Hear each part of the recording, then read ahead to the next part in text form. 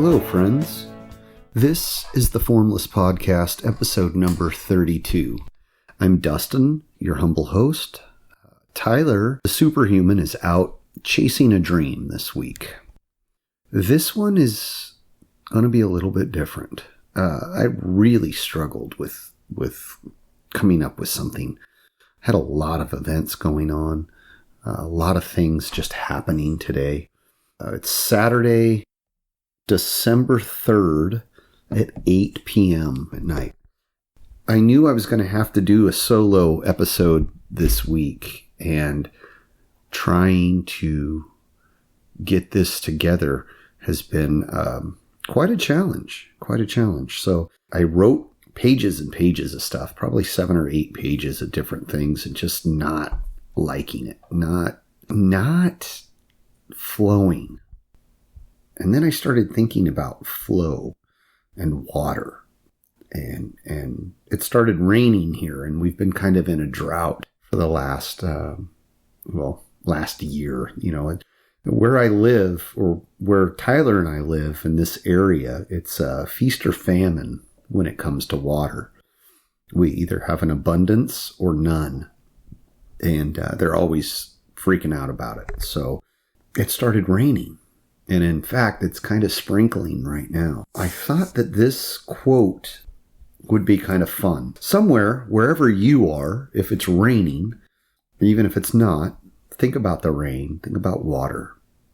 And one of my favorite, and a lot of other people's favorites, martial artists, is the mythic or immortal Bruce Lee.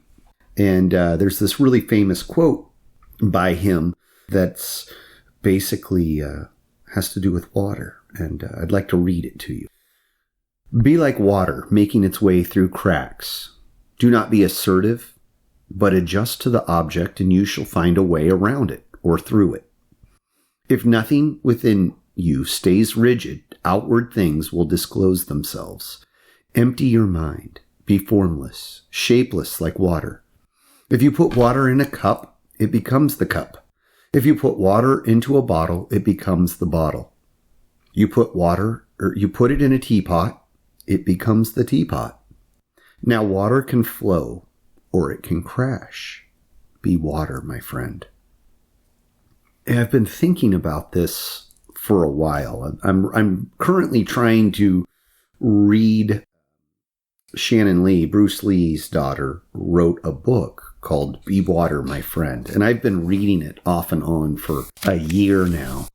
Books that make you think, deep, like philosophical books, nonfiction, stuff that makes you, you got to pay attention to. I struggle.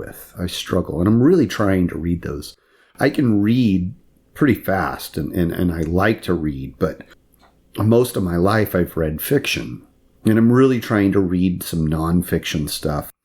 Years ago, a therapist friend of mine gave me a collection, some great works of a bunch of different philosophers like Nietzsche and Camus and stuff. And I've had them and I've moved them and carried them with me for probably close to 25 years now. And I have yet to read them. I've read them, I've opened them, but I haven't read them completely. And it's like an 8-book collection. And I have yet to get through it. I have a list of books, or I have a stack of books that I'm trying to get through. And this is one of them, and I'm almost through it. And it's actually a relatively easy read. But I find that I can't concentrate for a very long time on that. So my goal is just to read like 10 or 20 minutes a day and just try and force myself to read. And it's, I liken reading to eating. There's food that you just eat, you devour it like candy, you just go right through it. And then there's food that you savor.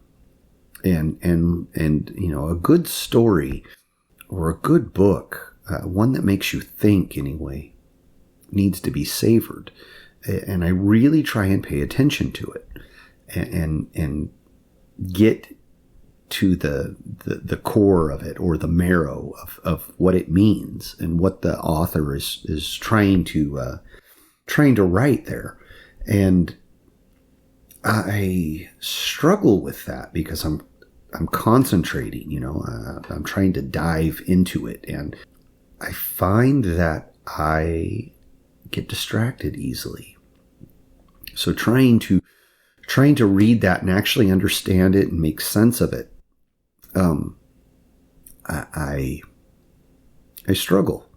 It's hard to stay focused for a long period of time for me. So nonfiction, storybooks, things like that, I can devour those, and I can read an entire novel, and if it's good and if I'm entertained in a weekend, or at least I used to be. Now that I have kids and jobs and things like that, it's a little harder. But when I was a kid, I could read through a novel in a weekend. Not so much anymore. It's really, really difficult. But back to this Bruce Lee quote, water. I think what Bruce Lee was trying to say in the water quote was like, detach and don't struggle. Water doesn't struggle. Water flows. Water finds the path and goes. And so many times, like myself, I find an obstacle. It's a roadblock. It stops me in my tracks, and I struggle through it, and I'm trying to piece it all, take it apart piece by piece, and water finds a way. Water will always find a way. It'll find the path. It'll go through or under or over or around.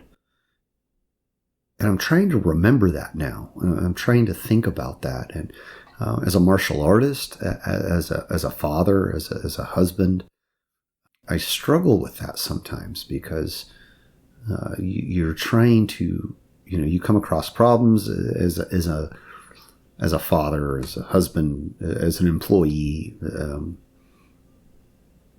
You're trying to fix things. This problem needs to be solved. Sometimes the problem can't be solved. Sometimes you don't have the tools to solve them, maybe. Sometimes you have to work around it. Sometimes it's there and there's nothing you can do. So you have to figure out a way to work around it. Water does this. Water will find an easier path. It'll pool up. It'll go over. It'll go under. It goes around. And it sounds so simple sometimes. From an outside observer, we could look at other people and identify, oh man, that guy's got everything. This is what's wrong with him. Here's what he needs to do. But so rarely can we look at ourselves and find the issues, right? So rarely can we look at ourselves and go, I'm screwing up here. I've messed this up. I messed up this week pretty good. Pissed my wife off. It wasn't intentional. I never try to intentionally piss her off, but inadvertently I do. I've got a lot of things going, and I take her for granted sometimes. And I never should. I try not to, but sometimes it happens. She's always there for me, and she's always willing to listen to whatever harebrained, crazy idea I have. And she's probably, she is my biggest supporter and the biggest cheerleader I'll ever meet for me. And I hurt her feelings. And I didn't mean to, but I did. And instead of apologizing, I got defensive. My ego got in the way, I guess. And it sucked. We're better now. We've got a lot of stresses, a lot of things going on. Birthday parties. I'm not the smartest person in the world. I got married in December. We have Christmas, obviously, in December. One of my children, my middle child, is born on November 30th. My youngest child is born on 2 days after my anniversary. And then our oldest child is born January 19th. All of our birthdays, everything starts in my family. I have a big family. Everything starts about May. And so from May to February, March. It's chaos at my house. There's something going on almost every weekend. There's a birthday. There's some event in my family that's happening. And we all try and support each other. We all try and go. And so it's chaos. And then from about June until September, it's kind of mellow. So you got about 3 months of almost nothing happening. And then October rolls around and it's my wife's birthday. And then it just goes downhill from there. It's like something bang, bang, bang every weekend. And it can get aggravating and tiring. You got a lot of stuff planned and plugged in. In the middle of all of this, I'm trying to do this podcast. I'm working. I teach karate, martial arts. Karate is such a generic term, but I teach martial arts 2 days a week. This week I did it 3 days a week. And it's wild, things are moving and things are happening, and trying to make this happen this week was just a freaking struggle.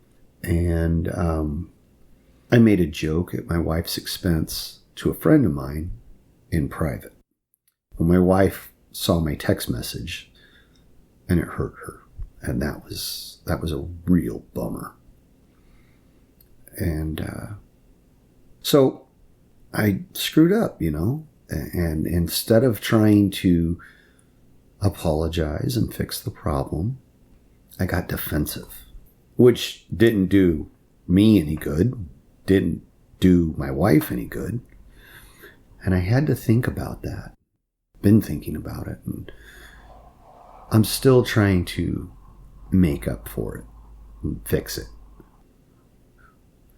And I kind of flashed back on this quote by Bruce Lee, be water, my friend. So often I come across a problem and I struggle with it and I dwell on it and I wrestle with it and I stress over it and I lose sleep and all of those things that we probably all do. There's always another way. I need to detach, step back, take a breath, and look at it. Maybe we can flow with it, Maybe there's an easier approach. I'm kind of rambling here, and I hope I'm not boring you. I really just tried to flow with this here. I wrote, like I said earlier, I wrote 7 or 8 pages of stuff that I just didn't feel was very good. I just wasn't feeling it. And I kept trying to make one of these ideas work. I carry a book bag with me to work. And I have a bunch of books in there that I'm constantly, I carry it with me. And I try to open them when I have a free moment. Because I'm at work or driving to the karate school, the martial arts school where I teach, and then driving home, and I have sometimes I find myself with a little bit of downtime, and I try and open these books, and the book that, like I said, that I've been reading, the Be Water, My Friend, and I'm sitting at my desk and it's sitting there beside me, and I keep looking at it. I haven't cracked it in a week. And I keep struggling, and I'm freaking out over this. And I know, the deadline here is coming. I got to get this thing recorded, get it sent off. And I keep looking at this, Be Water, my friend. I keep looking at the cover, Be Water, my friend. And I'm like, there's more to that quote. the last part of that quote is the famous part. The pour water into a cup, it becomes the cup. Pour water into a bottle, it becomes the bottle. And then the end, be water, my friend. That's the famous part. And I remembered, there's more to that. And so I looked it up on the internet, and I read the whole thing, and I was like, eureka, that's my topic today. And so I wrote like a madman. I wrote like 3 or 4, 5 pages just on this and on this idea. And I wrote a whole bunch of just stuff and just kind of barfed it out on the page. And I sat on that for a few hours or a day. And I reread it. And it just was a bunch of gobbledygook. It just didn't make sense. It wasn't coherent. And finally, I just, I'm sitting here. It's 8:00 at night. I just got done with, we did our middle son Cole and our youngest son Tom's birthday parties together because they're 9 days apart. And we've done them separately before, and it's just a pain in the butt. So, and they didn't seem to mind, so we threw it together. I borrowed the karate school for a few hours from a friend of ours, for the guy who runs the business, Blaine, who big shout out to him. Thank you for letting me do that. The kids had a blast, and it was a good time. But, I got home, put all the stuff away, cleaned up, and this podcast's on the back of my head, back of my mind. It's sitting there calling out to me like, hey, you got to get this done. You got to finish it. Opened my notebook half a dozen times throughout the day, trying to force inspirato, force this round peg in a square hole and just not making it work. And finally, I just decided, you know what? Screw it. Go out to the garage. There's nobody out there. Just hit record and see what happens.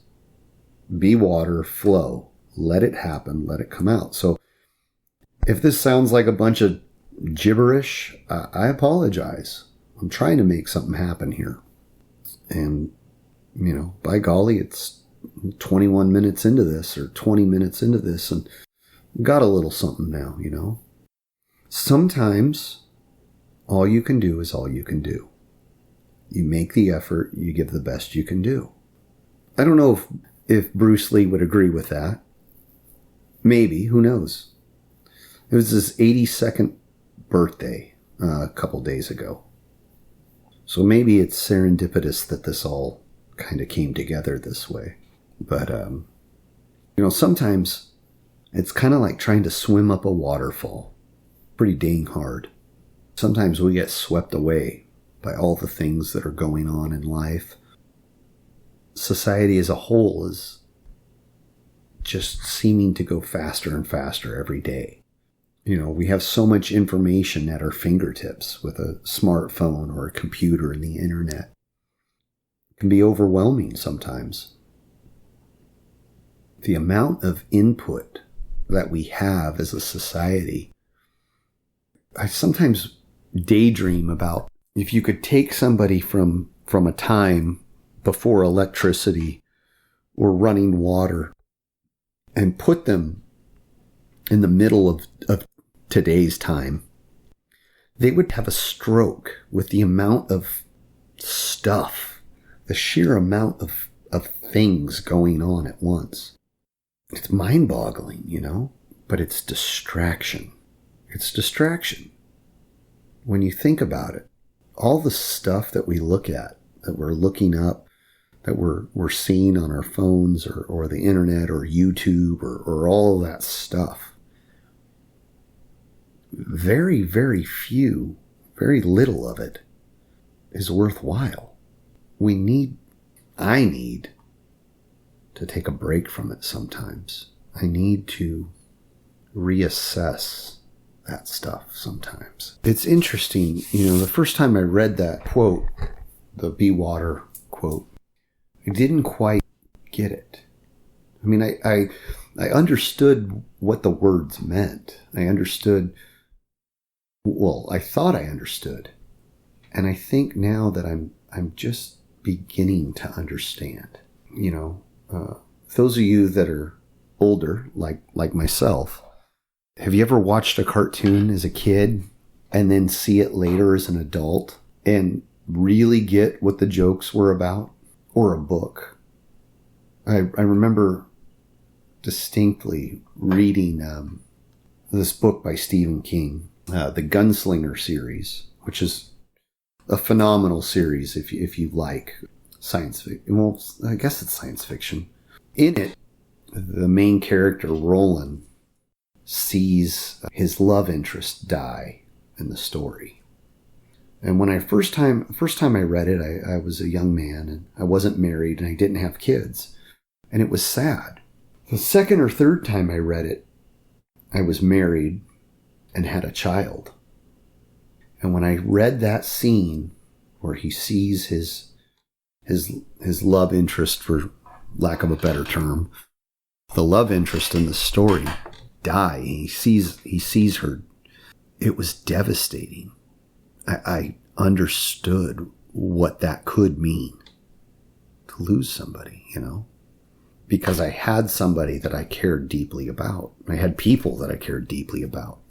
More, I understood it more then the second time I read it through than the first time. I don't know. Does that make any sense? Hopefully it does.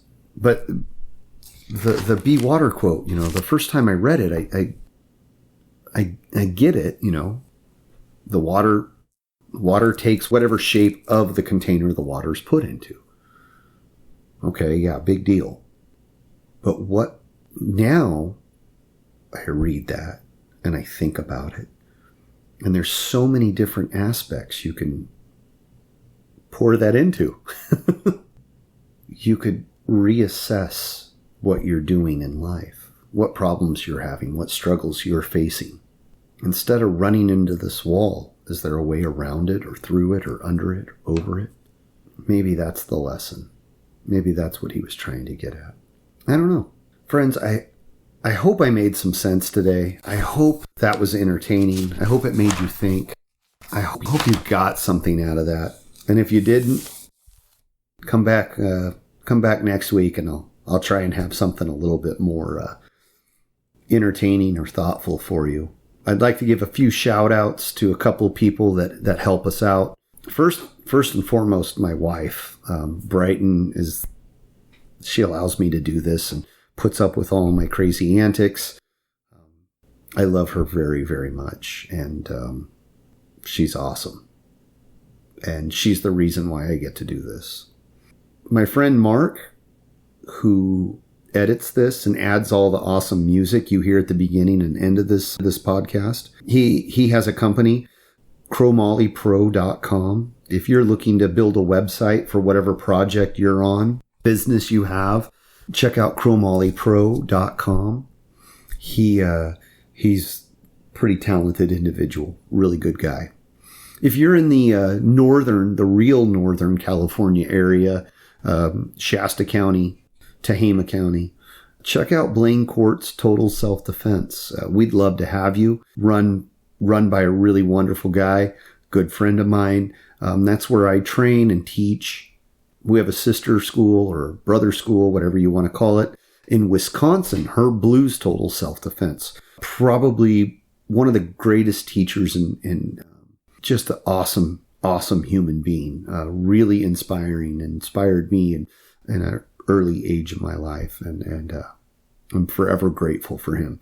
If you're in Wisconsin or in the neighborhood, check out his school. Really great place. Wonderful people out there. If you have questions or comments, complaints, you want to send us an email about topics, formlesspod@gmail.com. We are on Twitter, formless_the.